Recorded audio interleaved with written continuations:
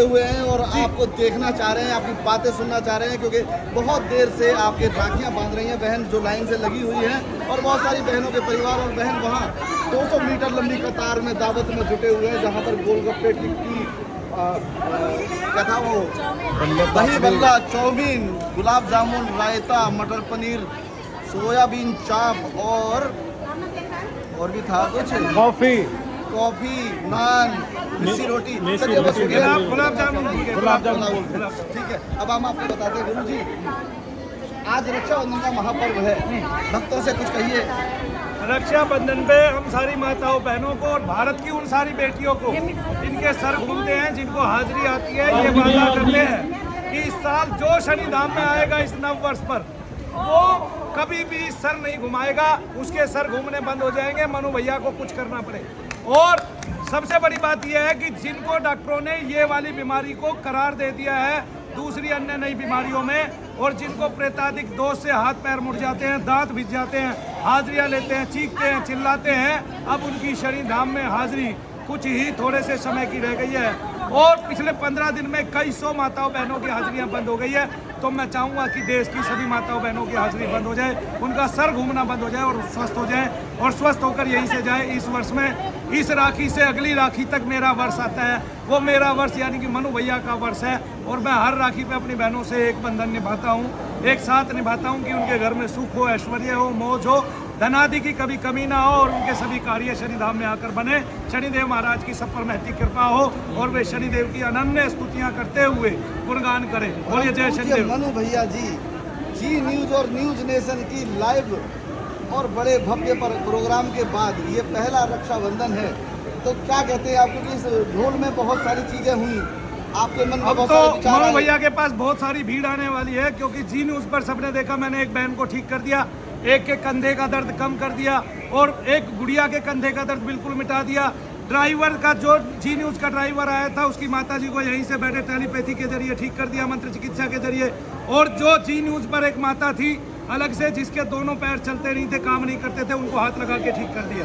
हालांकि ये मुझसे पूछा नहीं गया कैसे ठीक किया, क्योंकि मैं मंत्र जाप कर रहा था, और एक जो मंत्र विशेषज्ञ है, मंत्र जप करता है, उसका ये निरादर था, अपमान था, और इस पूरे भारत के समस्त महर्षियों के, सनातन धर्म के सभी भक्तों का ये अपमान था, और सनातन धर्म के सभी विद्वानों का, महात्माओं का, और ये इस भारत भू का, जिस पर इतने सारे संत हैं जो केवल इस धरा का भार है, उनका भी अपमान था, जिन्होंने एक शब्द नहीं बोला कि एक आदमी मंत्र जप करके किसी बहन के पैरों पे हाथ लगा के उसका दर्द ठीक कर रहा है, उसकी चालन मुद्रा को जो चलती है वो उसको स्वस्थ कर रहा है। आपने उसको मौका क्यों नहीं दिया अपनी बात को कहने का? तब जितने धर्माचार्य हैं, मेरे को चाहिए, मैं उनको सबको बोलता हूँ, खुले समुद्र में जाके डूब जाए, क्योंकि अंत आ लिया है पृथ्वी का और सनातन धर्म का, और ये तुम्हारे कारण हो रहा है सब, और किसी के कारण नहीं हो रहा है। गुरु जी, इस पूरे प्रांगण में बहुत सारी वीडियो, बहुत सारे वायरल किए गए वीडियो न्यूज नेशन के द्वारा भी जी, और जी न्यूज के द्वारा भी, तो जहां पाखंड का नाम दिया था, उसको खंड खंड कैसे किया आपने? दरअसल पाखंड का तो मैं पहले से ही खंडन करता हूँ। बहुत सारे महात्माओं ने और दिव्य जो विभूतियाँ बन रहे थे, जो भगवान बन रहे थे, उनका तो मैंने पहले ही खंडन किया हुआ था अपनी वीडियो में। ये लोगों ने देखा ही नहीं। मैं पाखंड को कभी भी सिरोधार्य नहीं करता। जिन लोगों के सर घूमते हैं देवता कह के, उनको मैं शुरू से ही नकारता हूँ, गालियाँ देता हूँ, और उनकी एक एक वीडियो बना के मैं डालता हूँ। दरअसल उन्होंने सत्य का सामना किया, और सत्य से इतने भयभीत हो गए, इतने भयभीत हो गए कि उनका सब कुछ चुकता हो गया। आज शनिधाम में रक्षाबंधन का महापर्व आपने मनाया है, इसका बहुत भव्य आयोजन आपने किया है। आज के दिन यहाँ से देश को क्या संदेश देना चाहते हो? देश को ये संदेश देना चाहूँगा कि जब यहाँ के इस देश के डॉक्टरों की कोहनियाँ टूटी हुई है, तो वे आपकी हड्डियों का कभी भी इलाज नहीं कर पाएंगे।